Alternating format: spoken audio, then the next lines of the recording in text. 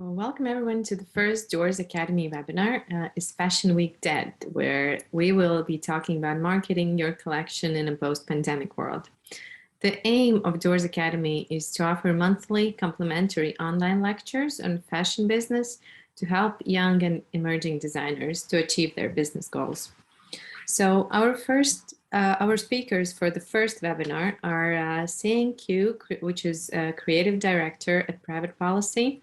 Siying will be talking about what should designers expect from Fashion Week in a post-pandemic world, followed by Bjorn Bankston, who's an assistant professor at Parsons School of Design and Chief Product and Supply Chain Officer at Untuckit, which is currently one of the fastest growing men's e-commerce companies in the US. So we will also hear from Collet Pili, who is a fashion director at TRANOＩ, the leading fashion trade show in Paris. And last but not least, we'll be speaking Alise Trautmane-Uzuner, who is a founder of DOORS, which is an online retail PR and experiential pop-up platform for fashion and art talent. We do really hope that you have a great time with us, with lots of valuable tips and tricks for the upcoming market season. So enjoy.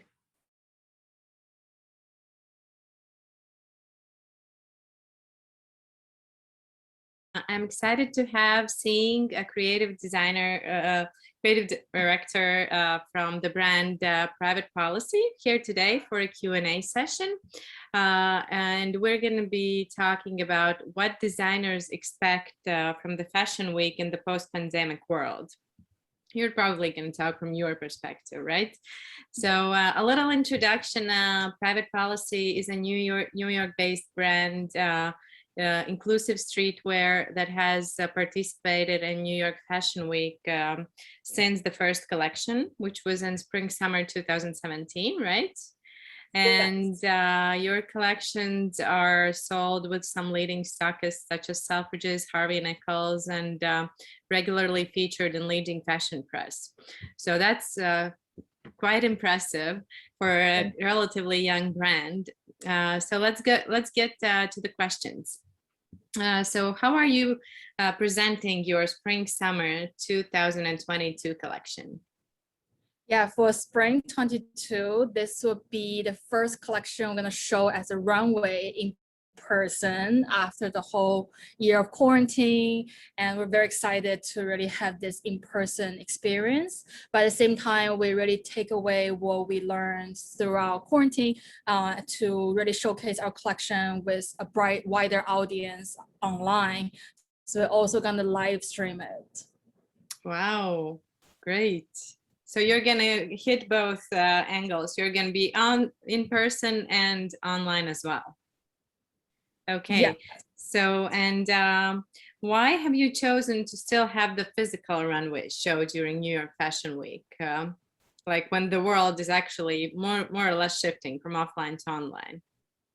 Yeah, I think it's very different. When we do online, digital is also very exciting. For example, for our spring 21 and fall 21 collection, we did purely online, a digital presentation.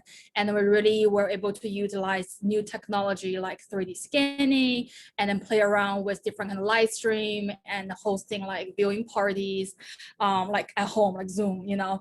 But at the same time, because of we have a year of this whole quarantining at home without any kind of physical event, we even more appreciate when we are able to do the live events and be in person. And also it taught us really about what is the most important part. You know, it is about the human connection. It is about this experience of visual, music, and then the whole, you know, curation of the whole space and down to what you really feel in that space with lighting and everything. And also how we can, you know, use different kind of inclusive model casting with very, you know, like the whole experience who we partner with as brands or as sponsors, you know, all those physical events all these elements become alive and more important, and really give people a more, I think, intimate and even more emotional experience compared to digital so far. But I think after last year, I think all the brands, definitely our brand, learned to really keep that balance and learn how to combine all these different elements more and more in the future in both worlds, physical and digital. And being more flexible and adapting to what's happening in the current day. Super quickly adapting. Yeah. Super quickly. So, and why New York and why not Paris or Milan? Yeah, I think New York, it just comes naturally to us as we base in New York, and the whole brand, really the whole DNA and our muses are about the New York streets, the young people walking downtown New York or in Brooklyn, in Queens, like all these areas are so inspiring for us. We thought it's just natural to have a show in New York. But we also, when we were able to travel more, we did go to Paris, and we had a couple of seasons where we did runway shows in London at London Men's Week. Okay, quite busy. Hopefully the world gets better again and you can travel and show in Europe again. So, so your first collection was Spring Summer 17 in New York Fashion Week. So how Fashion Week has changed over the last 5 years? Wow, I think Fashion Week changed a lot. I think Fashion Week, one side of it, it is become more inclusive within casting and also within the categories. You know, used to, as a genderless brand, we used to pick women's or men's week, and now you can see Fashion Week start to gradually to combine men's, women's, and then give more room to really have a genderless brand to claim that space. But also I think Fashion Week changed a lot about what's most important, and then who is the audience really. I think in the very beginning, even before we started, Fashion Week is more about the industry, like insiders, you know, it's like more of an exclusive event.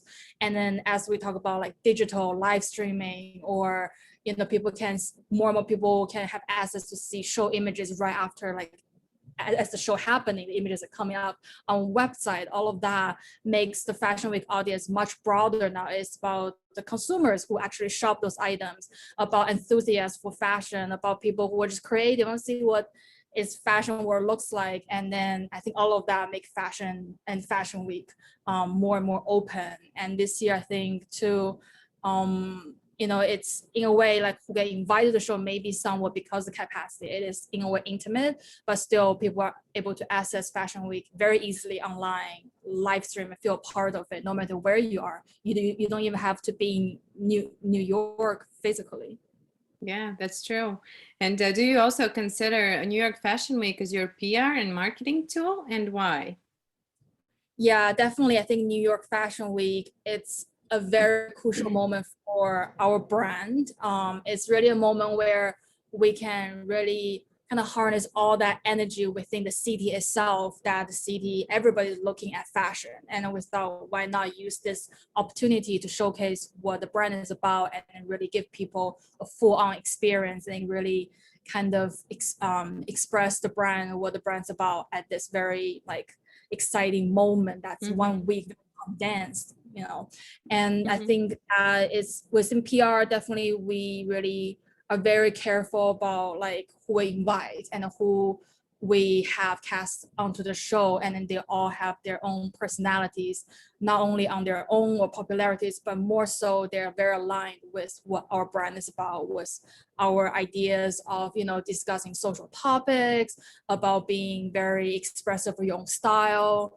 And for the marketing side too, like I said, it's everyone's eyes is on fashion at this moment, and it's definitely, we get way more attention compared to other times throughout the year. And like during this time of the pandemic, like you said, during other times, brands still need to have some exposure and some attention. So what were the online tools that you did experiment with during those quarantine times? I think the quarantine time, as difficult as, you know, in a way it's really tragedy happening whole last year, even still continuing today, it really gave us time to think and to really look back and look forward we are really about and what else we can do that we haven't tried yet, just because before we're just so busy and try to keep up with the schedule, keep up with all the things that's happening within the brand. So were able to try out Instagram live interviews with different creative within the industry about their career, about their fun stories or crazy stories in New York City, about how they even start to be like, amazing stylists, photographers, editors, and all of that. And then that be able to be a live event and have this kind of conversation with our audience who before it was, we only connect in a way they like a post or they comment on something, or the most they DM us, what else? But now they actually see us more in person because it's a live interview, and they get to see people that inspire us, live as well. They can ask questions live, and all of that interaction is so precious and like valuable for us. Yeah. What else? And then we try out Instagram filters for every collection, and that's super fun. Just have people, feel like even more part of this collection by trying on maybe a hat in a digital way on Instagram filter. Or when we did a collection about searching for Aphrodite, we literally make, the classical painting of Aphrodite with the wind and flower gods and with the seashell, and the people can actually step on the seashell, feel like Aphrodite literally through the Instagram filter. And a lot of that, we just really were so happy to be able to have the time and think about and plan, be creative with all those digital platforms that we weren't able to do before. Yeah, somehow the pandemic, there are aspects where it actually brought people closer together, right? Yes. And made the world much smaller place than it used to be. So, yeah. And like taking that into consideration, all the pandemic, do you think the New York Fashion Week would have been the same today if there wasn't pandemic? Like, have you noticed any other change that might have led to the change in the fashion industry as well? Yeah, I think definitely. I think in a way, I think fashion, I don't know other industry, but fashion industry kind of really in a way got a chance to stop, which we were never able to. It was seasons after seasons. Sometimes we joke about it's not fashion week, it's fashion month, with all the fashion weeks all over the world. People, editors, influencers, some designers fly all over the world. So busy. We never could even stop to say, oh, is everything even necessary? What's more important to us? And how can we, in a way, for example, as a smaller brand ourselves, we think about how to be more compatible where there's other huge brands out there with much more resources. So I think definitely Fashion Week and fashion industry will change a lot after this year of thinking and really kind of picking what's more important. And I hope, but at the same time, who knows, maybe when everything's back to normal, we just back to our old ways. But I really hope that's not the case. We really hope we will learn something from this. I mean, for our brands, as simple as we realize maybe some of the traveling is not as necessary as we thought it would be. We can communicate through Zoom meetings. We can communicate even more frequently and just hop on and have this face-to-face meeting about details with our partners in retail. Or we find, oh, maybe the show is getting some way more attraction when we do live stream than only online. Then with that way, we don't have to have a show in New York and then in Europe and then in Asia, like all three at once. We only pick the ones that make sense to do it physically. And then with all that kind of limit our traveling more, we find it can be also better for the environment, because sometimes we travel so much. And then if fashion weeks can be more local with the physical events, and we really try to make it intimate and meaningful experience physically, and then use the digital platform to reach everywhere around the world beyond even the fashion capitals that's already established. It can be anywhere. Then I think that's really beneficial to take away from the whole pandemic year. Yeah, but taking that into consideration, what would be the main tools you think now for fashion designers to reach buyers, to reach editors and influencers? I think it's so competitive, it's so different. For example, in comparison when we first started about 5-6 years ago, it's really about the showrooms. And that's basically, I guess, in a way, the only place we often met with any it's very international buyers who we cannot, connect within the same cities. But then now there is digital showroom where you can show your collection very clearly, like line sheet. Beyond that, you can see all the photos as flats, as on models, front, back, side, and all the details very clearly. And you can shop as if you do online shopping. And also we are, I think, are able to use digital platforms where we can do something more creative, right? Sometimes we just don't have the time or budget while we're traveling to somewhere else to set up a like more creative space if we wanted. But with the digital space, I've seen technology used with AR that you can create a whole space. It doesn't even have to be a real space. It can be, I don't know, something in space or anywhere on Earth. It can have like a short, like that desert setting if you want in AR, and all of that I think is very exciting for designers and brands to explore. Just so creative. It's like, wow, it's like opening a whole new world. Yeah, that's true. I hope everyone sees it as a positive thing, and tries to learn from it and going a bit more creative way. So that also answers probably the next question: how does sustainability fit into the seasonalities of the fashion weeks? Yeah, I think sustainability is something we're keep on pursuing, exploring. It's not a quick fix, like, oh, we do this and it's all perfect now. So I think it's really, I think Fashion Week too need to think about how to be more sustainable, because it is sometimes when you do a show, there's just unavoidable waste, unavoidable, people traveling by cars and planes, and it's just like, for example, in New York, during Fashion Week, the traffic gets really bad. So there's like more interaction going on. It's very exciting, but at the same time, like maybe there's other ways we can plan it out to be more sustainable. And also for us, we just think about for our set, for our backstage, for, transportation, how can we make it as, as efficient as possible? And I think that's something we find more and more is it being sustainable often is actually make things more efficient. It's like not to do the easy way just because like, oh, it's just easier if we just don't plan ahead and just do it as it goes. And that's where a lot of waste and a lot of like unplanned, not so sustainable things happen. We plan ahead, and a lot of times if we're being efficient, it does not only is sustainable, it's really actually save money for brands and for the whole industry. So why not? Yeah. Good to know. And then how do you make sure you stand out and your participation is acknowledged during the New York Fashion Week? That's probably the most difficult part, isn't it? Yes, it is. It's, I mean, like I said, all the tensions here, but at the same time, all the brands are here too. Like everyone is competing for this like short the most 7 days time.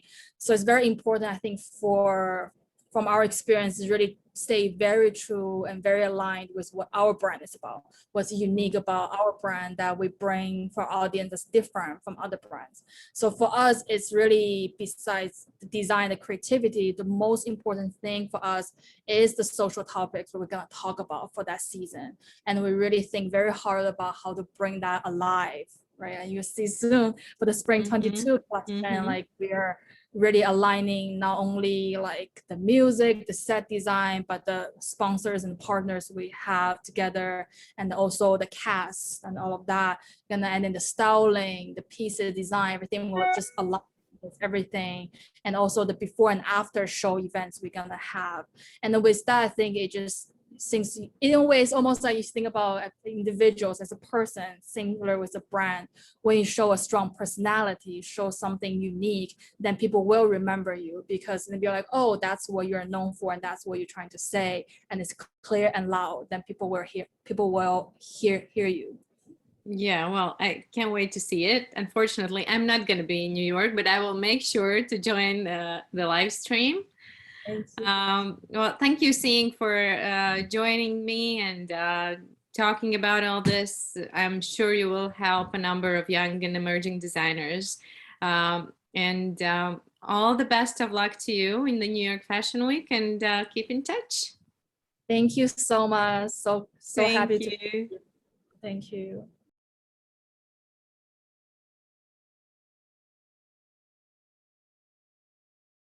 So the next one up on this first Doors Academy webinar is Bjorn Bankston. He's an assistant professor at Parsons School of Design and chief product and supply chain officer at Untuckit, which is now one of the fastest growing men's e-commerce companies in the US. So welcome, Bjorn, and let's get to it. What would you say are the top 3 mistakes designers make when they are marketing their new collection, talking about wholesale? Well, thanks. First of all, thanks for having me. Pleasure to be on here. I would say one of the biggest mistakes I find designers do as they start to marketing is that they believe that a great PR agency charging them a ton of money is going to solve all their problems, and that's how it's going to happen. Okay. The second thing is the showroom. Right, and in order to launch and promote your line, of course, you also need a good showroom if you don't have a contact yourself. So let me start with those two because they're almost the most important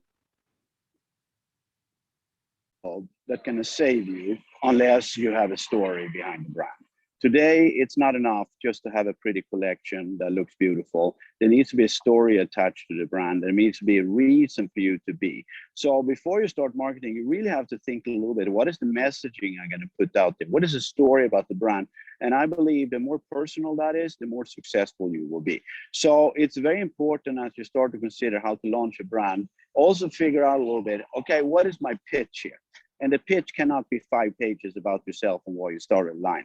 The pitch has to be short, brief, and to the point, and it has to be captivating, interesting, etc. And also remember, this story about your brand also needs to translate into all the social media accounts, okay? So this needs to have a consistency, what we call a 360-degree kind of view of marketing, that the story has to be able to translate to all of those channels, right? So that's much more important than having the best PR agency in the world, because they can't help you. If you don't have a story to tell, if you don't have something, what they call an angle, it's not going to help how much you spend on PR. And likewise, it goes for a fashion show. It might be a very pretty thought, but you're going to spend an enormous amount of money. And trust me, the outcome of this. So you have to be smart in how you spend your money and never go for the traditional ways to dedicate yourself to the traditional ways of doing things. You have to try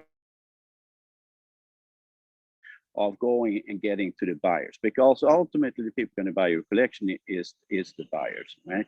So the other thing I think in marketing that many designers go,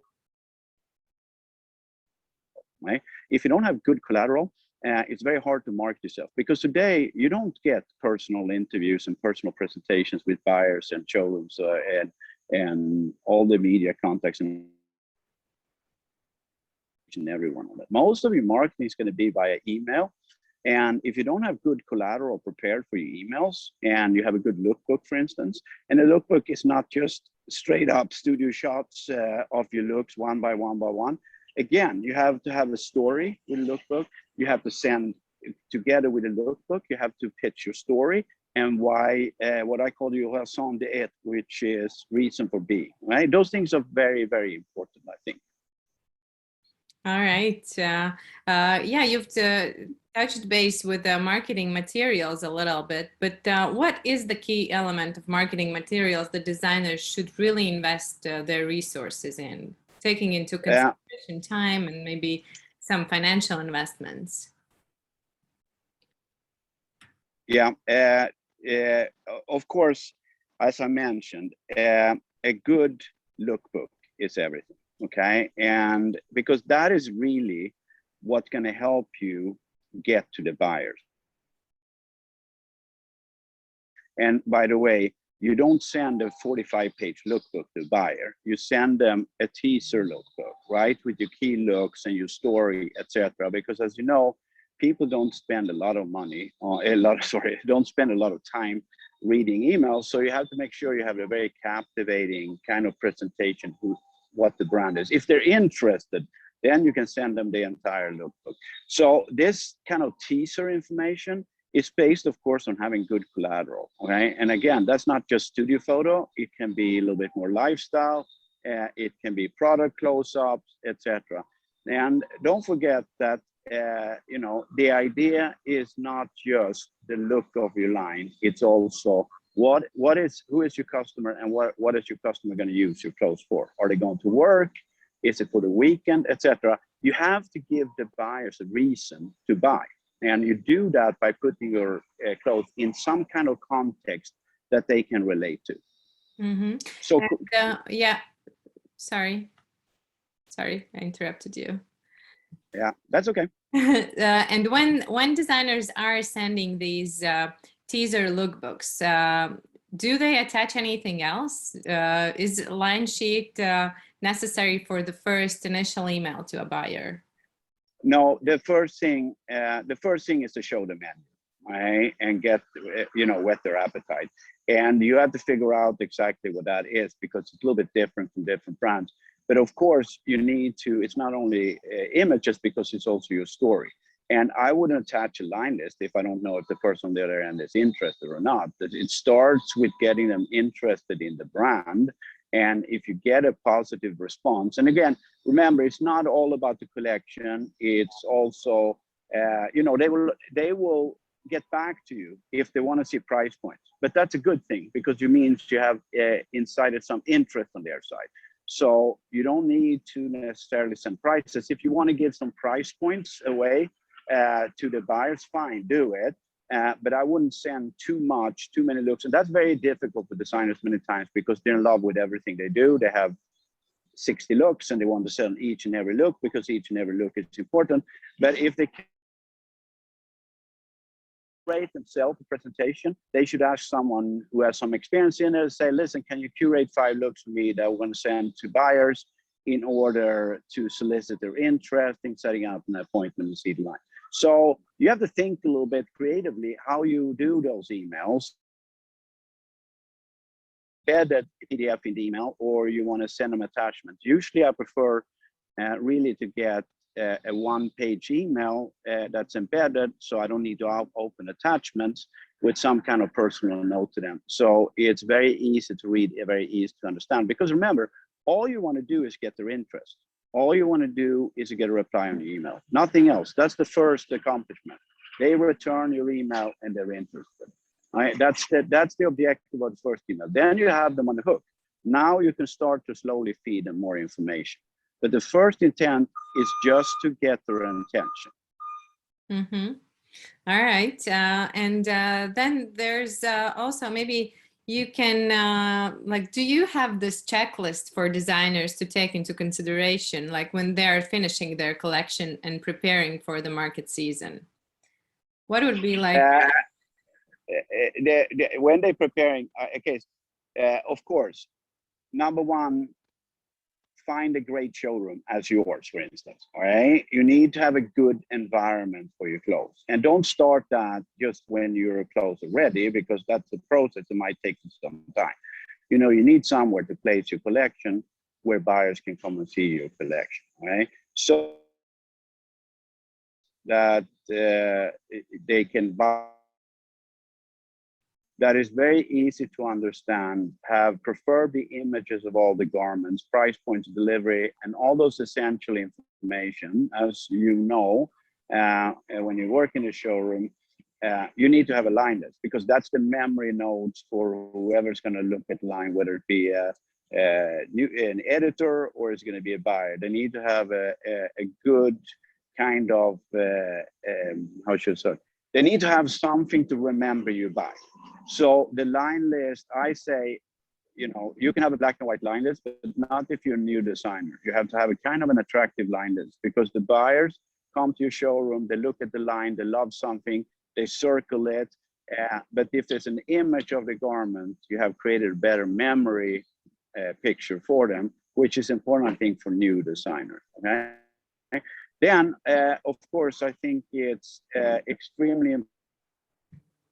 Kind of make sure you give these buyers all the service that they require, quick on the response, etc., etc. So those are my kind of 2 key things. It's mostly how you interact with the buyers. Right? That's like the key kind of issue, because those are the people going to buy your collection or your. the service you can possibly give them in order for them to create this pretty memory of you. So once they start to allocate the dollars and they sit down and look at all these lines that see the market week, which might be 50, 60 lines, they remember you and they have a fun memory. So they actually decide to allocate some dollars for you. Okay, thank you so much for sharing your feedback on this very important topic for the new designers and emerging designers. It's difficult for them, especially after the pandemic. So your help is very, very much appreciated. Thank you. Thank you. It was my pleasure.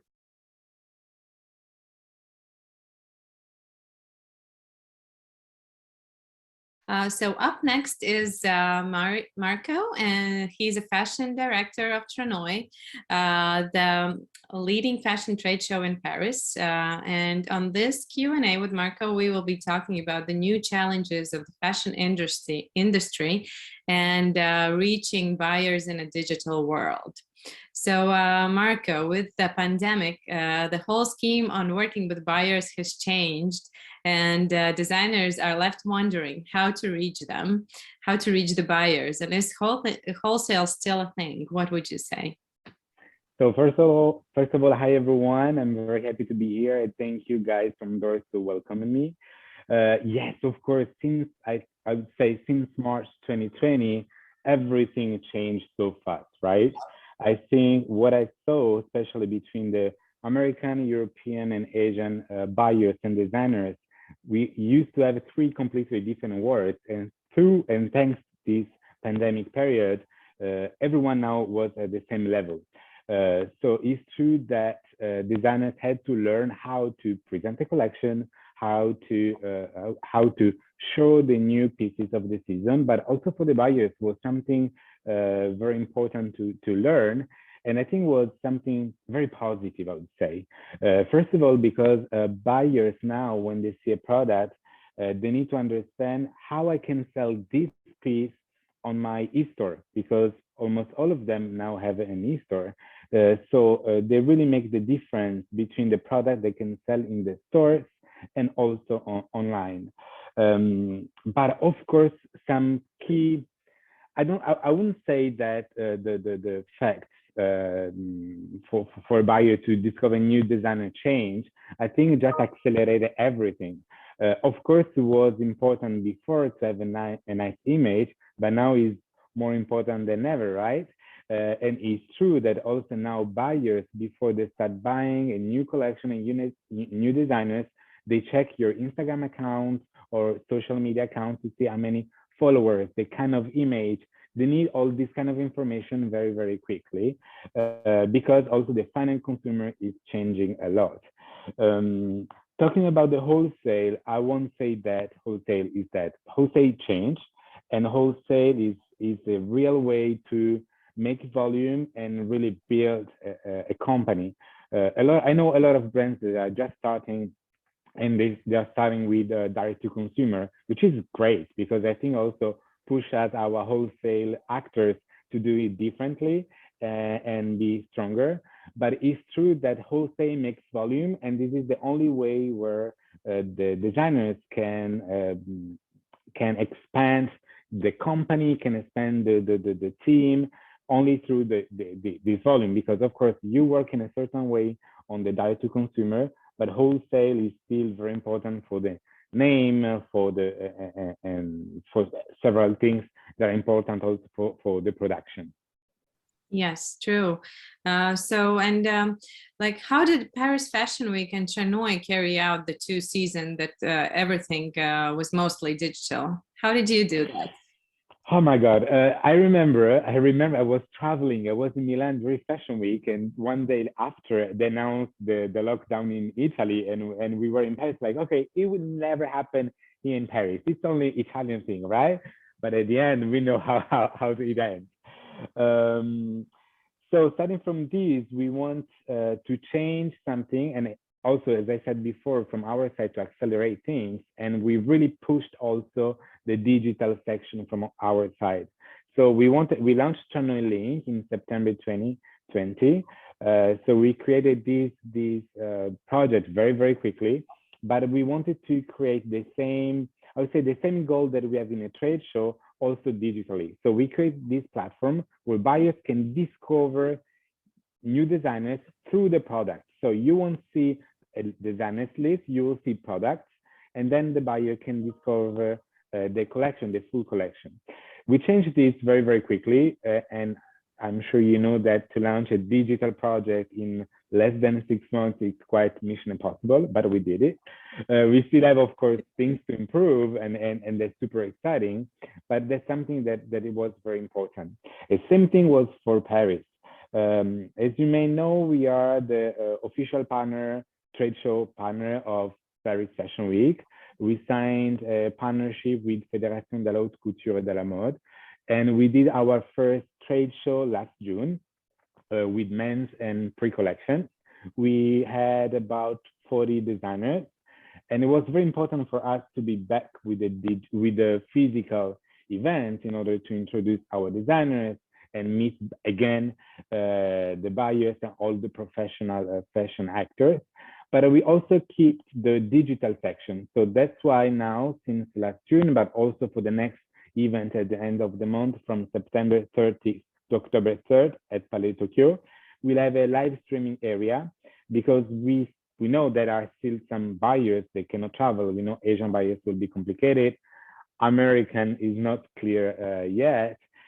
So we are now ready and familiar also with live stream presentation. I spend a lot of time touching skirts or t-shirts for buyers just to present the collection. It's a completely new way that the buyer had to change, designers same, but also us as a trade show, as a wholesale actor, we had also to change from our side. But at the same time, so we are very happy now for the next Paris Fashion Week, because I wouldn't say that everything is back to normal, but we have about 12 runways a day, and 10 of them are also physical and also with big names. So this is a very big thing, encouraging part. Also, we have 4 to 5 parties every night, which is a very, very good sign. Means that everything is getting back to normal. But of course, it will take time. It won't be, we don't expect just to have everything back in September or even next Fashion Week. But we are really pushing to make Paris great again and also help designers, because buyers are selling, they need goods, and we need to help them to provide them new collections. Yeah, true. And but what would be your tips and tricks on how to reach buyers in a digitized world for a new designer? He doesn't know a thing. Like, what should he do? So first of all, before starting connecting, reach out to any retailers, be proud and be sure that your image is cool and nice. You really have to be proud of it and be confident. Second thing, really try to think what makes you different. And when you have the answer to the 2 points, you can now start contacting the buyers. Nowadays, guys, it's very easy. You just go on LinkedIn or you just go on Instagram. It's very easy to get in contact with people. I remember back in the days, you had to wait for Fashion Week to meet people. Now it's very, very easy. Buyers are now very user-friendly also with Instagram. You can send them DM and they normally reply. But the most important thing I would say, make sure that you are ready. Because if you're not ready, don't waste your time, and also don't waste the chance, because you know the train passes only once. So be ready, be nice. Otherwise, the buyers won't answer the season after. Yeah, true. And now with the trade shows and fashion events returning to in-person format, do you expect as many buyers as before the pandemic? You mentioned that you don't know about Asia and US, but for the rest? So for now, we know already that the Chinese, the Korean, and Japanese buyers won't travel for this Fashion Week. Mm-hmm. That's something for sure, and that's why we are organizing the live streaming every morning. We really do a walkthrough as we do in the showrooms for buyers, just to have a preview of the collection. And then through our platform or direct meeting with buyers, with the designers, they can discover the global collection. But Asian, we know they won't travel. European, we expect them to have them back because it's quite easy to travel here in Europe. Americans is not clear yet, I have to be honest. We know that the big important accounts will travel, which is very important for us. But as I said, 12 runways a day, the trade shows, showrooms is going to be very busy also for them. So we'll see. Honestly, after COVID, everything can happen. What I'm saying today maybe can change in 2 days. So we don't really have projections for now for this, but we know that we will reach them in a different way. That's for sure. That's good. Well, fingers crossed. I hope everyone comes. Hopefully. Yeah. What would you say? When is the brand ready for Paris? Should the brand get his first stockist in its home market before going to bigger trade shows and bigger fashion markets, or is it never too early? What would you say? For me, it's not a problem. For our positioning, for TRANOＩ positioning, means with designer, with very creative selection, and with a nice image. Buyers, they don't really care if you already have stores or not. Even sometimes I would say they prefer, because they can say, I discovered this brand. I was the first one that believed in this brand and I bought it. So this is not a problem. Don't be afraid of this. For me, I would say, as I said before, be sure about your image. Be sure about Incoterms, guys. Deliveries is so important. Be sure that when you have a store in front of you, you know about the deliveries, how you can ship, by when, make them feel that all the organization part is very easy. Also, because what I say very often also to the designers is that, of course, the retailer is your client because they buy the goods, but you are a team. You need to work together with the retailer in order to provide the best service to the final consumer. If the retailer has this feeling, they will keep working with you and they will work in a long-term relationship. It's never easy for a retailer just to buy new brands, because in the shop, every square meter is an investment. So if they choose you, they're investing on your image. So be patient, because of course it takes from 2 to 3, from 2 to 3, 4 seasons to be seen and bought from a retailer. But really try to think that your image is nice. You make a really difference with your competitors. You are ready to deliver in terms of shipment, all these technical annoying parts, but that's crucial. And then work very closely with the stores, because I'm sure you can provide them a service and they will be more than happy if you can help them. Okay, Marco, thank you so much. I think those were excellent quick tips on how to get ready, and how to just be brave enough to take part in market weeks, and don't be scared of post-pandemic times, right? Absolutely no. I would say that's even the best period to try new product, new collection. Buyers are looking for something new. So be brave, just do it. All right. Thank you so much for the conversation. Thank you very much, guys, and stay tuned.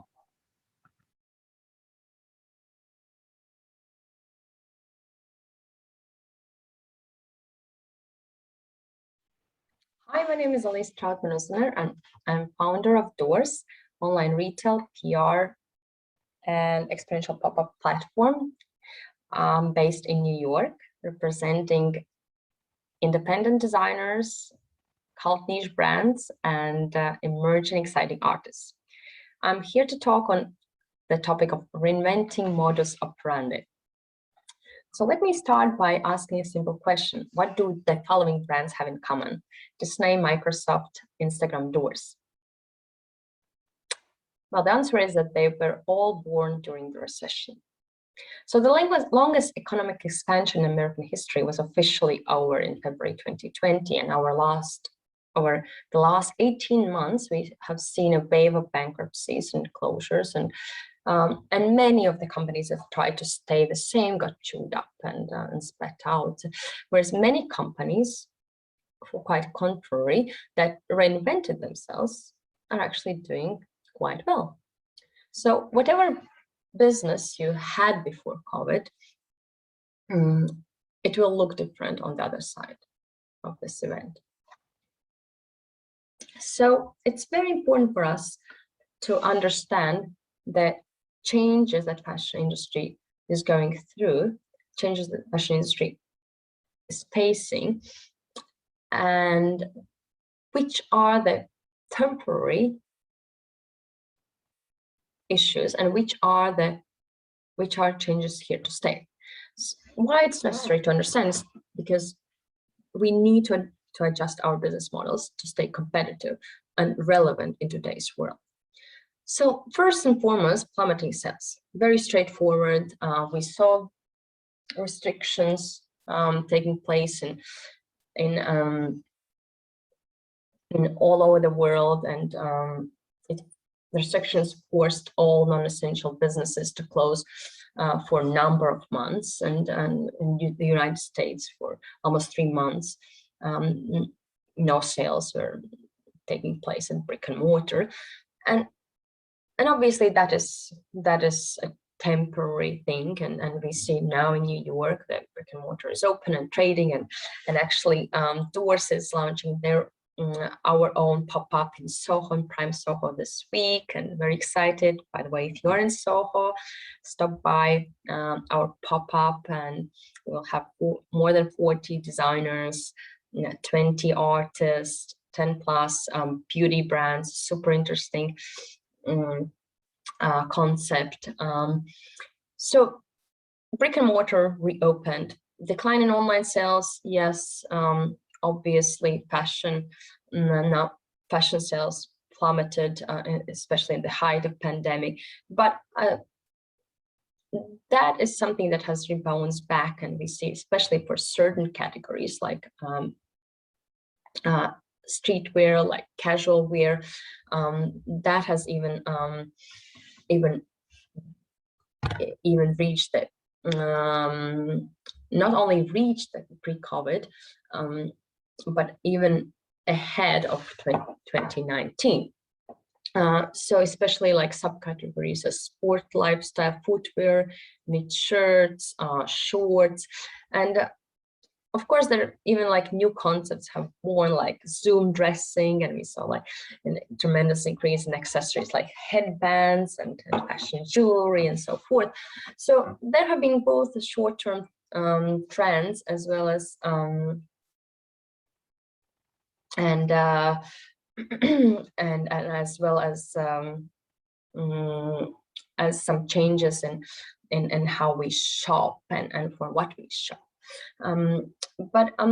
So that is more important and more relevant. So what are these consumer habits that have changed and which are not bouncing back? As I said, there have been changes in what we have been shopping during COVID, and especially in the first months, it was a heavy focus on the essentials as well as like groceries and household items, and that switched to self-improvement items like books, games, puzzles, sports, and health and beauty products. What is still present and what does affect fashion quite heavily is the decrease in travel, and obviously shopping has always been part of the travel for a big category of travelers, and even more important, we see that like for example the retailers in fashion capitals like London and New York and Paris, they suffer tremendously from Chinese customers not being unable to travel, and this specific customer segment was responsible for 1/3 of luxury goods market in 2018. So let's remember that it does affect the premium and luxury market quite significantly. So will it bounce back? Yes, we all expect that travel will resume at some point of time, but in the meantime, we also see that Chinese customers, for example, are more adapting to shopping domestically, and so that is an interesting shift and a challenge for fashion industry. So thirdly, disruption in fashion supply chain, and here what is important to mention is that due to COVID, there has been a mismatch between supply and demand, and we saw that if you are a consumer, we saw a great sale, and if you are a manufacturer designer, you saw like a painful sale that was happening in 2020, and brands were forced to rely heavily on discounting to sell their collections and finance the production of coming seasons. And for emerging designers in particular, that was a huge challenge, since they lack financial backing and finance coming season with the sales from previous seasons. So, and the last 2-3 seasons were greatly affected by this, as many retailers canceled orders and dropped less known brands and so forth. So, so that has been a major challenge for emerging designers in particular. Obsolete fashion calendar, that's not necessarily something that was brought by COVID, but that made us all look at this seasonality and really question it again. So there has been a talk about this and discussion about this already for a couple of seasons, and how irrelevant it is in today's world. And that being said, it has just become even more relevant during COVID, with the designers skipping seasons or creating their own calendar or deciding their own dates when they want to showcase their collections, and really saying this fashion calendar does not work anymore. It was invented when the lead times were longer, the lead times were necessary. I don't say that Fashion Week is going to disappear. I am actually super excited about New York Fashion Week. I think that the energy of the physical shows is amazing. That being said, I was also super excited about the digital shows and different innovative formats that the designers used to showcase their collections for the last 2 seasons. Super interesting, super creative, and obviously it allowed to reach out to a much wider audience than the physical shows do. So so where do we stand with this? So what are the implications for the fashion industry with one leg out of COVID and one leg still there? So distribution of products. So as I mentioned, so there is a decline in wholesalers. So the dream stock is that that every designer dreamed about to be represented, like Barney's and Neiman Marcus. Well, Barney's was closing even before COVID, but like opening Cerming, Nordstrom's, Jeffrey's boutiques, that no more existence. So who is buying the collections anymore? That is a very, very important question. So, and what are the chances for emerging designer to be picked up by this decreasing number of the buyers? So it's more important than ever to invest in own distribution sales channel. That is my opinion, and I strongly believe that direct to consumer is the way to go.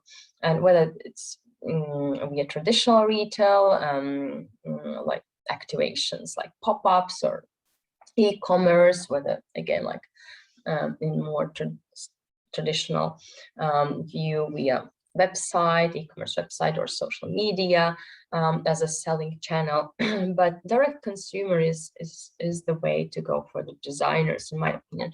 That being said, online retailing will not replace physical retail locations, as there has to be value beyond offering product for sale. However, most emerging designers don't have the opportunity to initiate either of these due to the restricted financial capabilities and limited human capital that they have. Because to manage a website is one thing, to actually get it to market it competitively in the market like United States is a totally different game. So not all the emerging designers have these marketing budgets, have this knowledge and human capital to do that. So here platforms like DOORS come in and provide these brick and mortar retail activations, provide taking care of marketing and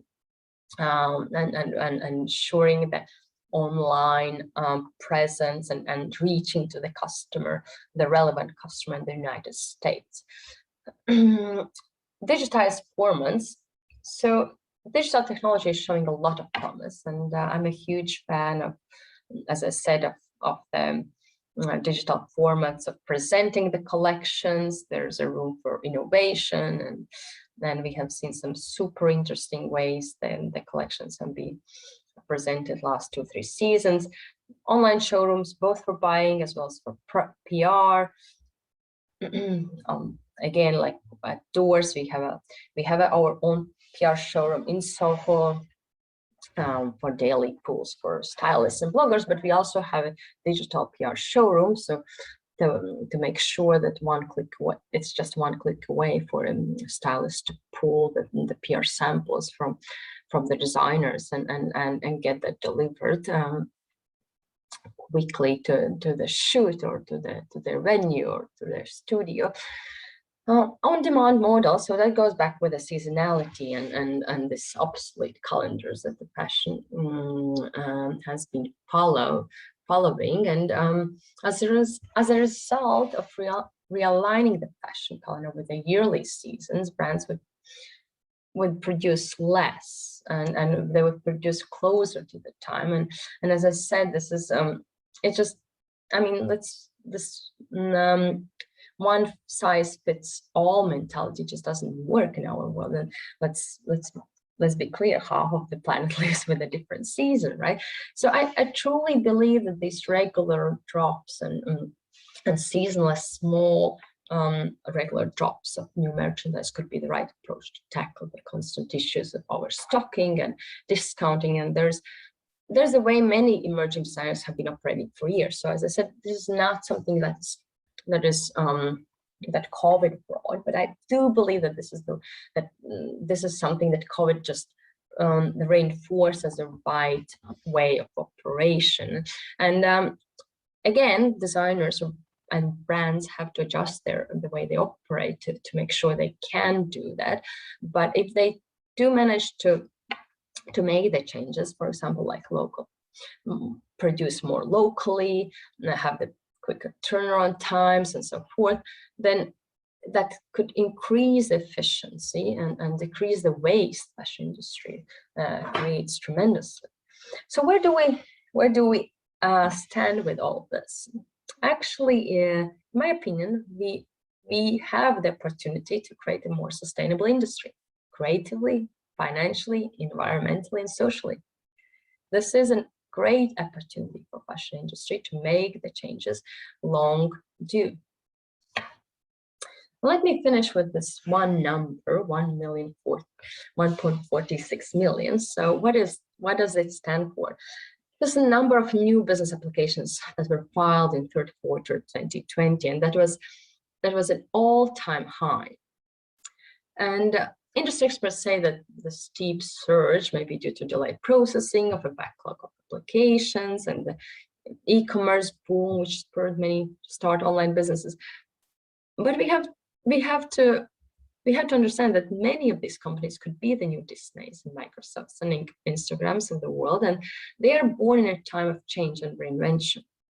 And they can do it differently. They know, just like we know at DOORS, that there's no going back to normal. The only way is forward. Thank you so much. And yeah, I hope you enjoyed my presentation.